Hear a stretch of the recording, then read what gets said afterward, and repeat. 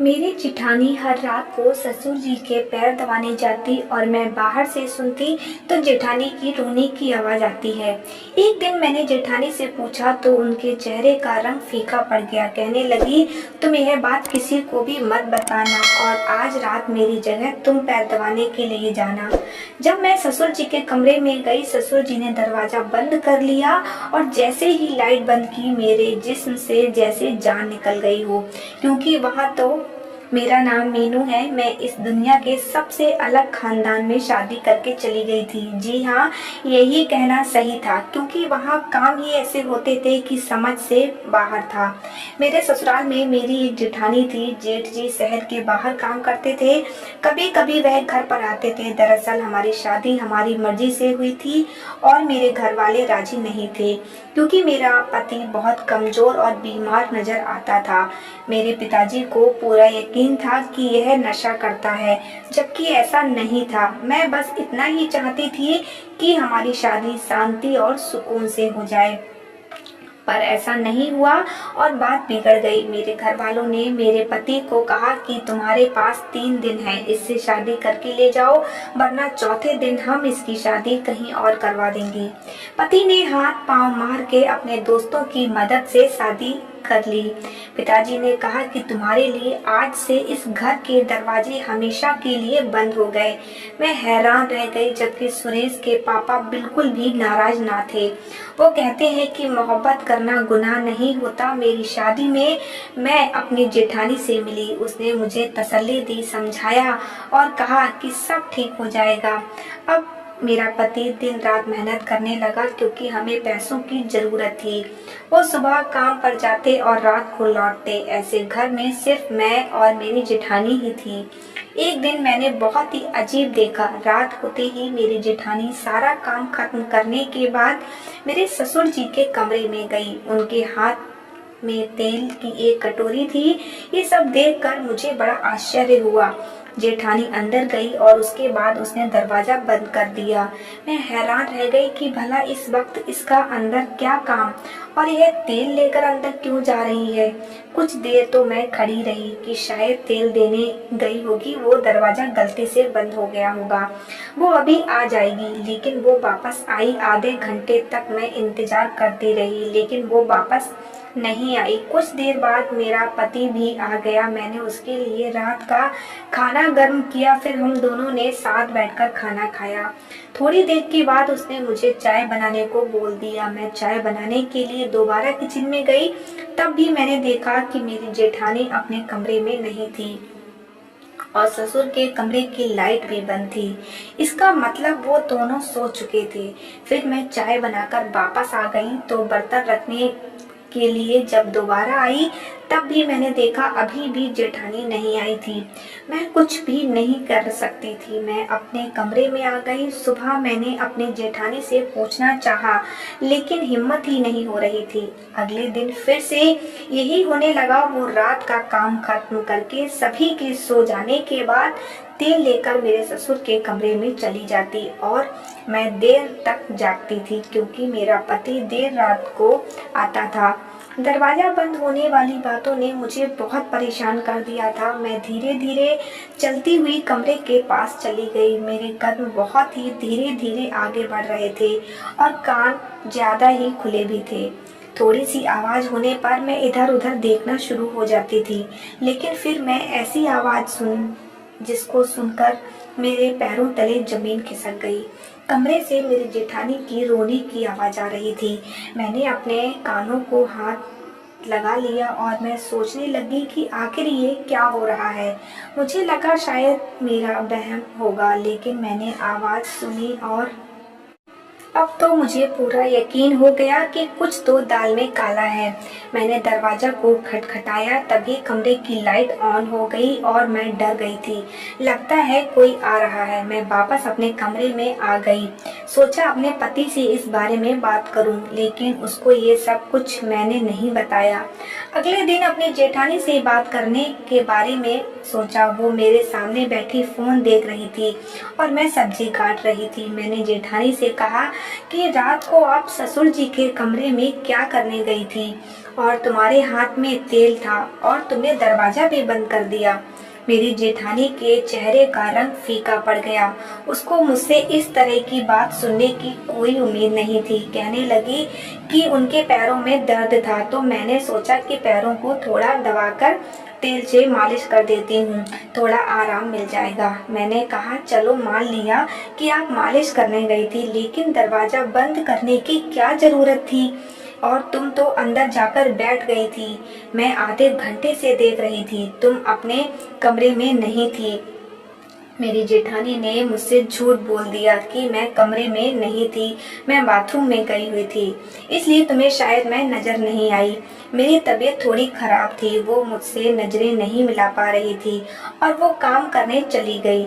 मैंने कहा कि क्या हुआ था तुम्हारी तबीयत को? तो वो गुस्से से बोली, क्यों, तुम इतनी सी बात को बड़ी कर रही हो? छोड़ो ये सब, आज बहुत ज़्यादा गर्मी है और तुम मुझसे इतने ज़्यादा सवाल क्यों कर रही हो? उसने बात को ही पलट दिया था। लेकिन मुझे अंदाजा हो गया था, मेरी एक बहुत ही अच्छी दोस्त थी। जब मैंने उसको यह सब कुछ बताया तो उसको ये बात सुनकर आश्चर्य हुआ। वो बोले, तुम पागल तो नहीं हो गई हो? वहाँ पर क्या हो रहा होगा ये तुम्हें पता करना चाहिए। मेरी जेठानी भी अजीब तरह की औरत थी। वो अकेले रहना ही पसंद करती थी और कपड़े भी बड़े बड़े खुले खुले पहनती थी।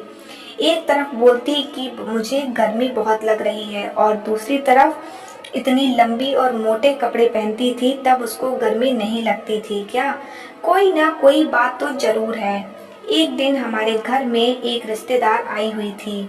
उससे बातों बातों में मैंने बातें की तो उसने कहा कि तुम्हारा पति भी शादी से पहले दूसरे देश में जाना चाहता था, लेकिन उसके पिता ने उसे जाने से नहीं दिया। मैंने कहा कि मेरा पति बाहर नहीं जाए तो ही अच्छा है, मैं उसे बहुत प्यार करती हूँ।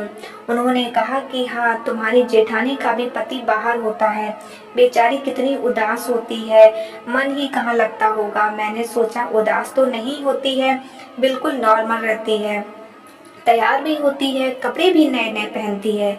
तो रिश्तेदार ने कहा, नहीं ऐसा तो नहीं हो सकता, हमने तो उसे बहुत ही उदास देखा है, वैसे ही बड़ी खूबसूरत। मैंने कहा, खूबसूरत तो बहुत है, ऐसे में जब पति पास ना हो तो आदमी तैयार होकर किसको दिखाता है? लेकिन उसका दिल करता है कि वह तैयार होने का, यह अच्छी बात है। इंसान को अपने के लिए भी तैयार होना चाहिए, अपने लिए भी जीना चाहिए। सिर्फ पति के लिए ही औरत क्यों तैयार हो? वह अपने लिए भी तो तैयार हो सकती है, ताकि अपने आप को खूबसूरत देखकर उसको खुशी मिले। मेरी जेठानी को देखकर बिल्कुल भी नहीं लगता था कि उसका पति बाहर विदेश में है। ना उस घर में मेरे जेठ की कभी कोई चर्चा होती थी, ना ही उसका कोई नाम लेता था, ना मैंने उसकी कभी कोई फोटो देखी थी। जेठानी को भी कभी अपने पति से बात करते हुए नहीं देखा। अगर पति बाहर विदेश में है तो फोन पर तो बात करता ही होगा। और यहाँ तक कि मेरे ससुर जी भी कभी जिक्र नहीं करते कि मेरा बेटा बाहर विदेश में है। एक दिन हम सब खाना खा रहे थे तो मेरे ससुर जी ने कहा, भगवान ने मुझे एक ही बेटा दिया है और यह सब कुछ उसी का ही है।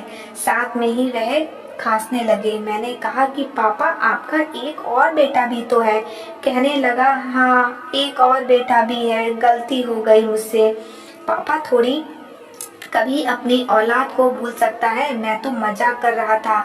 हम सब हैरान हुए कि वह ये कैसे भूल गए। मेरे पति ने भी अपनी अजीब सी शक्ल बना ली और जेठानी भी इधर उधर देखने लगी। ऐसे लगा कि ये तीनों ही मुझसे कुछ ना कुछ जरूर छुपा रहे हैं, लेकिन मेरी जेठानी की वही आदत थी। मैंने फिर उससे सवाल किया तो कहने लगी कि ससुर के पैरों में दर्द होता है, जब तक उनके पैरों को नहीं दबाती उनको नींद नहीं आती। लेकिन मैं यही सोच रही थी कि जब वो सो जाते हैं फिर भी ये अपने कमरे में वापस क्यों नहीं आती, ससुर जी के कमरे में ही क्यों रहती है? क्या पूरी रात ही पैर दबाती रहती है? ये रोज ससुर के कमरे में फिर वहीं पर सो भी जाती है, इसका वहाँ क्या काम? और वो आवाजें, उसके बारे में तो सोचकर मेरा दिमाग ही घूम जाता था, जो मैं सोच भी नहीं जाती थी जो इस घर में हो रहा था। एक दिन तो अचानक ऐसा हुआ कि मैं अचंभित रह गई। मैंने अपनी जेठानी को कपड़े बदलते हुए देख लिया था। वह मुझे देखकर एकदम से चौंक गई, लेकिन उससे ज़्यादा तो मैं सदमे में थी। मैंने कहा कि आप तो माँ बनने वाली हैं और आपने मुझे बताया भी नहीं, इतनी बड़ी बात। तो उसकी जबान मानो उसका साथ नहीं दे रही थी। पहले तो वह बहुत घबरा गई, फिर खुद को संभाल कर बोली, हमारे खानदान में ऐसा बताया नहीं जाता। जब तक बच्चा 7 महीने का नहीं हो जाता तब तक किसी को भी यह बात नहीं बताई जाती है।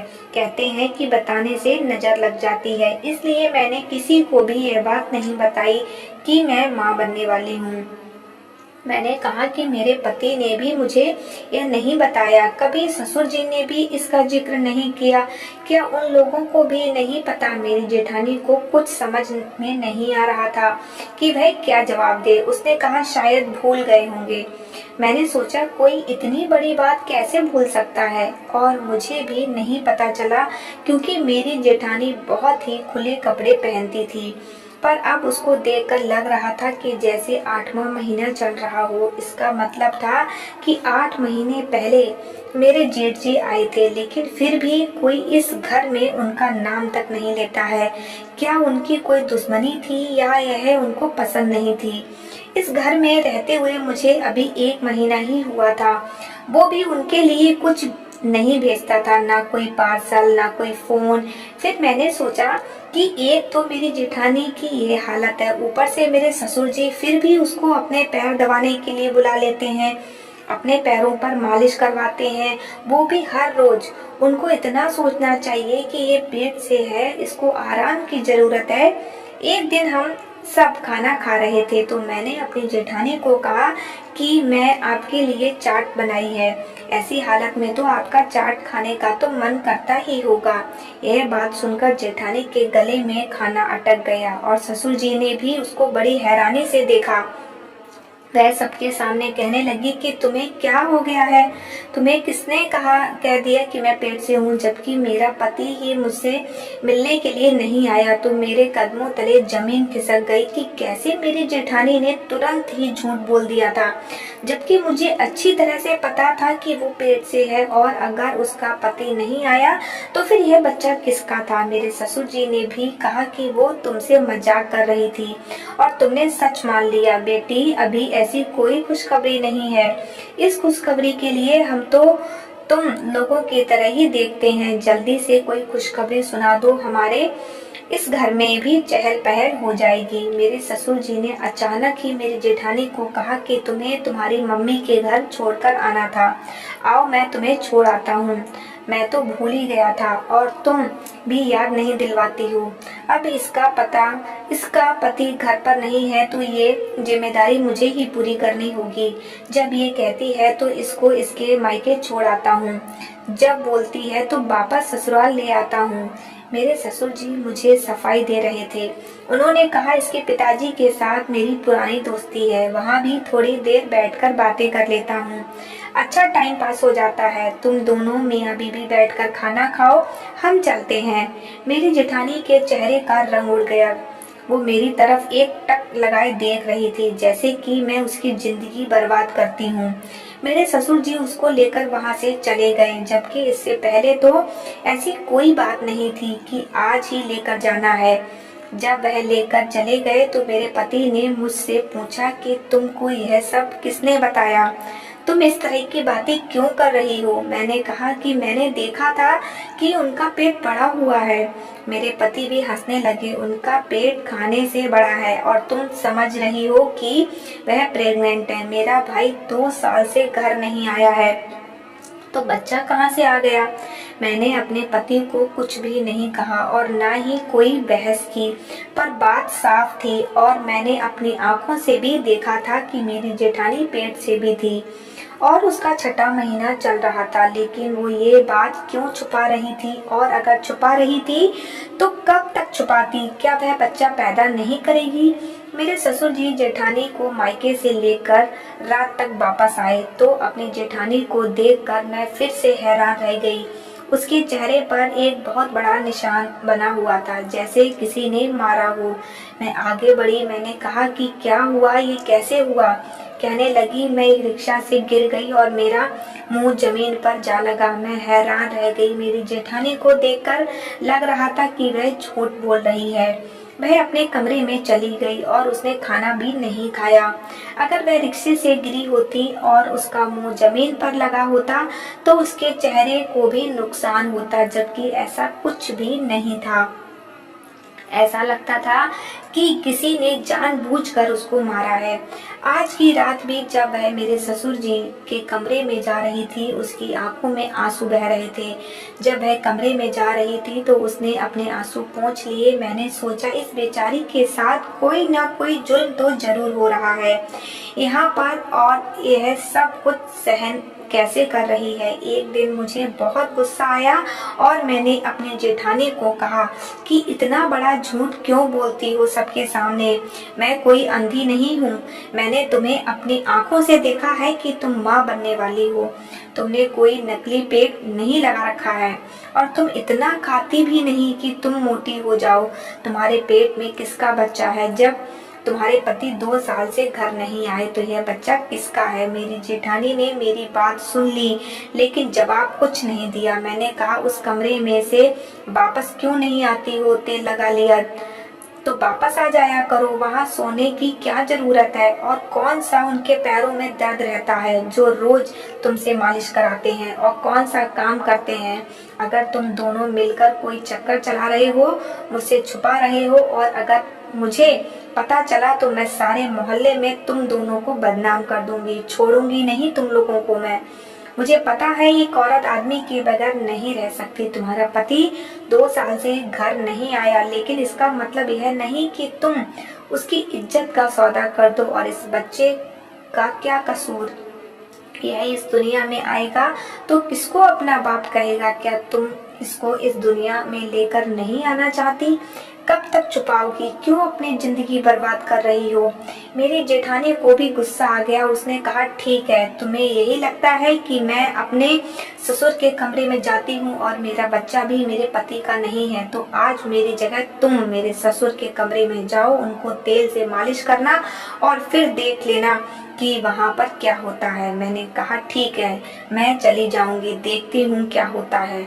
उसने कहा कि ससुर ने पहले ही कमरे की लाइट ऑफ की होती है और तुम्हें वहाँ इतना ही कहेंगे कि तेल लगा दो, तुम आराम से लगा देना, उसमें कोई मसला नहीं। मैंने कहा, ठीक है, मैं भी जाऊंगी और देखूंगी अंदर होता क्या है। मुझे पता था कि औरत की गलती नहीं होती, औरत जीत कर भी हार जाती है, लेकिन फिर भी यहाँ पर मुझे गलती जेठानी की ही लग रही थी। अगर कुछ गलत हो रहा था तो वह फिर किसी को बोलती क्यों नहीं थी? अगर मेरे ससुर जी उससे जबरदस्ती कर रहे थे तो फिर वह यह बर्दाश्त क्यों कर रही थी? और वह अपने पति से क्यों बात नहीं करना चाहती? ना ही मेरे पति को बताती, किसी को कुछ नहीं बताती, कम से कम मुझे तो बता देती, मैं उसकी मदद कर देती।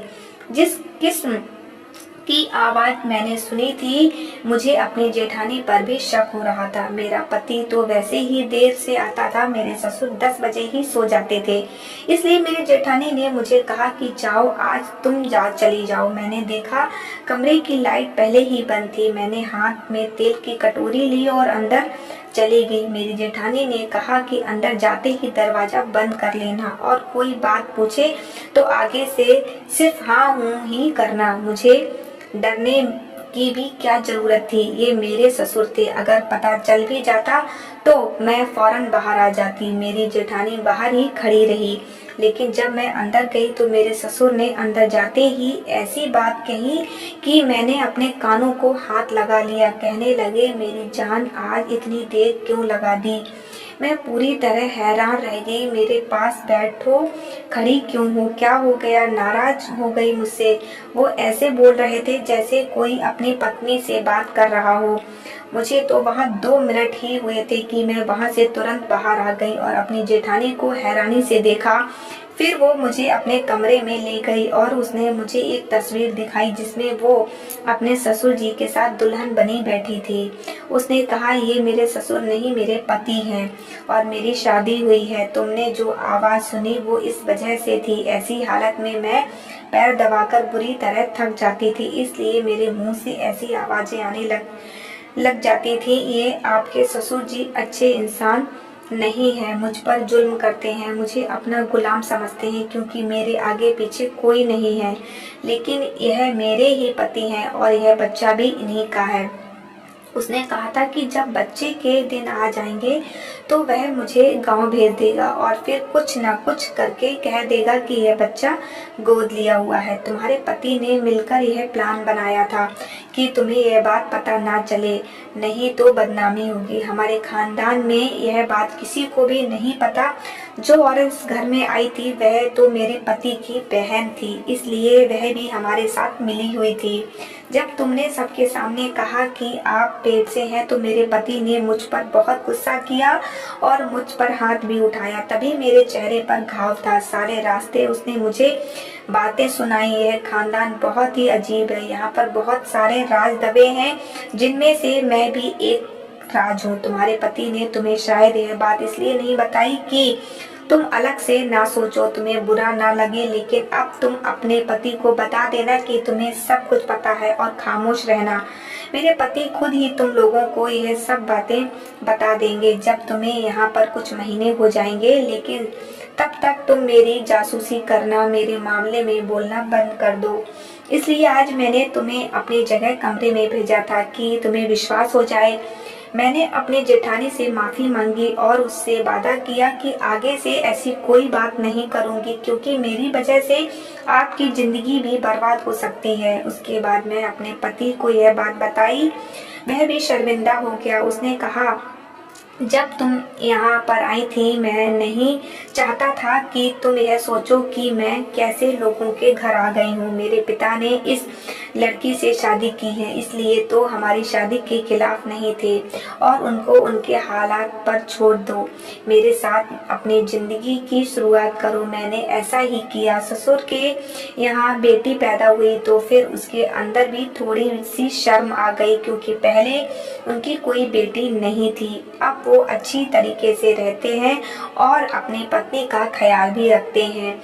हम लोग इस तरह ज़िंदगी गुजार रहे थे, वो लोग अपनी ज़िंदगी में खुश रहते थे, हम लोग अपनी ज़िंदगी में। मेरे पति बहुत अच्छे इंसान हैं, मुझे बहुत प्यार करते हैं, मेरे लिए मेहनत भी करते हैं।